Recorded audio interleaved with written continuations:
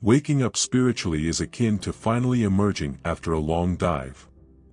Suddenly, you find yourself gasping for the fresh air of reality, while others continue to swim in an ocean of illusions. This awakening changes the essence of your existence, and from this point, there is no going back. The doors behind you disappear, and all that remains is the path ahead. In this newfound freedom, you also find a sense of confinement. It's like standing on a mountaintop, breathing in the fresh air, but looking down and seeing people you care about trapped in the valley below. They seem content, wrapped in their daily routines, seeking comfort, power, and the illusion of control. You can't help but wonder if your awakening is a blessing or a burden. Why are you seeking self-knowledge when others are content in their chosen ignorance? It's a challenging journey, but rest assured, the walk is worth it. Although the terrain can be rough, the views you witness are beyond imagination. However, like any transformative experience, spiritual awakening comes with its own set of side effects. They are neither good nor bad, they simply are. Think of it as a period of adjustment, like adapting to a new altitude. Now, you are breathing different air, and it may take some time to get used to it. Today, let's explore the lesser-known side effects of spiritual awakening, those quiet whispers no one prepares you for, but almost everyone experiences. The first side effect is confusion. Imagine opening your eyes after being immersed in a vivid dream, and for a moment, everything is silent. Then, reality rushes in, replacing the silence with intriguing questions and thoughts. Your mind begins to wonder what just happened. Is this normal? Why is this happening to me? This is the maze of confusion, a place where many of us find ourselves after a spiritual awakening. Even if you spend years on the spiritual path, reading sacred texts and diving deep into practices, the experience of awakening is like landing in a foreign country where the language, customs, and even the air feel strange. The mind likes to navigate known landscapes, but awakening is a territory it cannot map. It's beyond the reach of imagination, something you can't prepare for with thoughts or concepts alone. So, you start looking for anchors in spiritual teachings, books, and philosophy.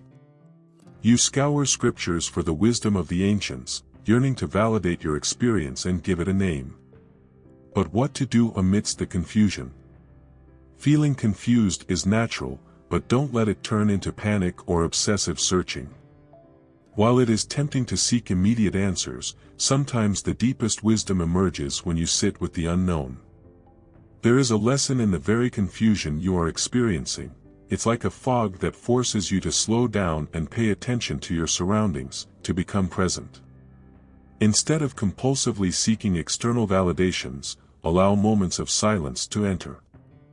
Silence, in its power, serves as a bridge to deeper understanding, connecting you to a state of being that does not require immediate answers, a space where you can simply be. When you quiet the mind's turmoil, you create space for your inner wisdom to manifest.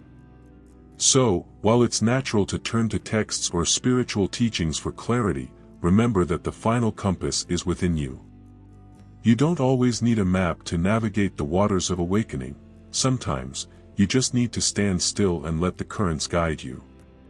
Your journey may be full of questions right now, but these questions are signals urging you to go deeper.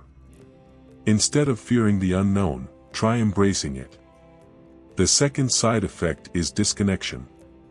Imagine finding a new radio station that plays songs that deeply resonate with your soul.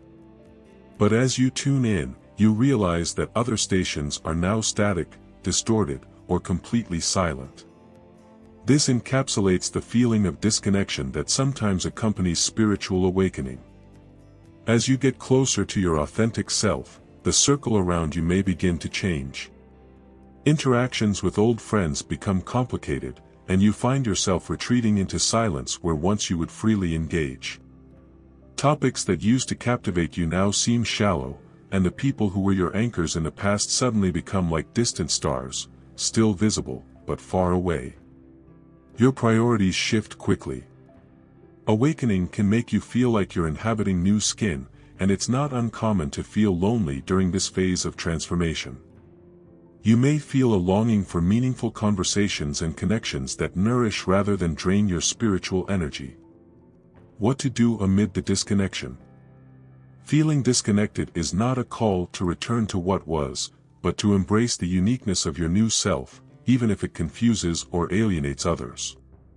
This journey is not about them, it's about you. As you evolve, it can be difficult not to be influenced or hurt by the majority, but it is crucial to remember why you embarked on this journey. This period of doubt and vulnerability is a delicate time that requires you to protect your newfound self like a delicate bud. Connect with spiritual allies who listen without judgment and offer a sanctuary for your evolving beliefs. Choose spaces where your heart feels heard, rather than places that force you to expand or defend your journey. It's like being a sapling in a forest of ancient trees. While they may tower above you, remember that you are also growing at your own pace and in your own direction. It may be isolating at first, but you are not alone in this. Seek like-minded spirits who can offer nourishment for your soul, just as rain and soil nourish the sapling. Disconnection is not so much an end as it is a transitional phase. It's like crossing a bridge that links the old world to the new. On the other side, you will find different, but equally valuable, connections aligned with your authentic self. The third side effect is increased pain.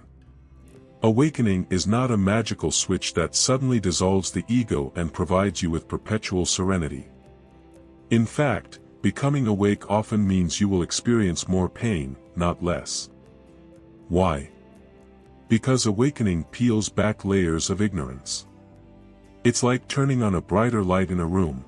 Now you can see everything, including the dust and stains that were always there but not visible before. When you awaken, it's easier to enter a heightened state of consciousness. However, habits are powerful, and sometimes you may slip back into your old unconscious patterns. In these moments, the contrast becomes palpable, and you feel a deeper pain than before. In an unawakened state, you may not even notice the impact of your actions on yourself or others. However, once awake, every emotion, every interaction carries weight. This happens because your connection with yourself and the world around you becomes more intense. It's not just about your own pain, you become highly aware of the suffering of others and even the collective anguish of the world. Your senses are more heightened, empathy and sensitivity, once byproducts, now become main features of your awakened state. Paradoxical as it may seem, the pain you feel is actually a positive indicator. It shows that you are deeply attuned to life. Trying to push the pain away won't work. If you try, it will return with greater intensity. Instead, find a way to express this heightened sensitivity. Let it out. If tears come, allow them to flow. If a scream is rising within you, let it out. Channel this emotion into creative endeavors like writing, painting, or gardening. Expressing pain is not a sign of weakness but of deep strength. By giving pain an outlet, you not only release it but also transform it into something beautiful or meaningful. Think of it as a pressure relief valve. If the pressure gets too high, you need to release some of it to avoid an explosion. In essence, increased pain after awakening is an indication that you are deeply in tune with life. Awakening is a call to be more authentic, more compassionate, and more attuned to the complexities of life. Acknowledge the pain, but also see it as a tool for deeper understanding and a connection both to yourself and to the world around you. The fourth side effect is the existential crisis. The journey of awakening often leads to a bewildering phase, an existential crisis. The term is used casually by many who question their place in the world, but when you are truly awake, the question, "Who am I?" ceases to be a casual puzzle and becomes an urgent dilemma consuming you from within. Your old identity, the one you wore like a familiar coat, suddenly feels too tight or too loose. It's as if you have outgrown it, but you're not sure what your new size is. You find yourself in limbo, unable to connect with your old self but also unsure about this new self that is emerging. Questions like, "Why am I here?" or "What is my purpose?" are no longer abstract, they become urgent, compelling you to seek answers. This is a tumultuous phase. It's like being at a crossroads where, instead of 2 or 3 paths, there are countless routes spiraling in all directions, each claiming to be your true path. It's frightening and, to be honest, a little terrifying. What can you do during your existential crisis? First, recognize that you cannot go back. Your old identity is a closed chapter, and trying to reopen it will only bring discontent. Second, don't rush the process. Questions without answers are uncomfortable, but they also indicate that you are on the verge of a deeper understanding. If you have access to a mentor or guide, now is the time to seek their wisdom. However, if you are walking alone, trust the universe. Look at it this way: if you are on a long journey and see no signs, it doesn't mean you are lost, just that you haven't reached the next landmark yet. Keep driving, enjoy the view, and before you know it, you'll find a sign or signs that will guide you to the next phase of your journey. Your existential crisis may feel like an endless loop of uncertainty, but it is also a phase that almost every awakened individual must navigate. And remember, the fact that you are questioning is proof that you are growing. Even if the answers aren't readily available, this is a valuable step towards a deeper understanding of who you truly are.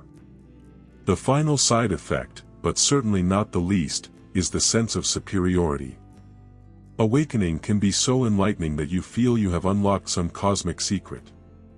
It's not uncommon to start seeing yourself as someone special, a guide in a world that seems lost. The belief that you are chosen or superior can easily seep into your consciousness. You might feel a strong urge to awaken others, to shake them out of what you perceive as their stupor. However, this is where you need to be cautious. Your path is yours alone. Each person has their own journey, with individual lessons and timelines. Trying to speed up someone else's spiritual progress is like trying to force open a flower bud. It won't hasten the blooming and may even harm the process. Don't mistake your empathy for a free pass to give unsolicited advice. Good intentions sometimes turn into uninvited interference. So, keep your wisdom to yourself unless it is sought after. Your primary instrument should be love, pure, non-judgmental love. Love can be a gentle nudge that allows people to consider new perspectives without feeling pressured. Think of your conversations as a cup of tea, where love is the water, the base, and your wisdom is like the tea leaves, subtly flavoring the interaction but not dominating it. If someone is ready and open, they will ask for more tea leaves. If not, a cup of warm water is comforting enough on its own. Remember, awakening is a unique and deeply personal experience. While your insights may seem like the missing piece for someone else's journey, they may not be ready to fit them into their own life picture, and that's perfectly fine. Keep sharing your love freely and keep your wisdom available for those who truly seek it. Awakening is both a gift and a challenge, a dance between clarity and confusion. Your authentic journey will guide you, and your empathy will enrich the world around you. Thank you for watching.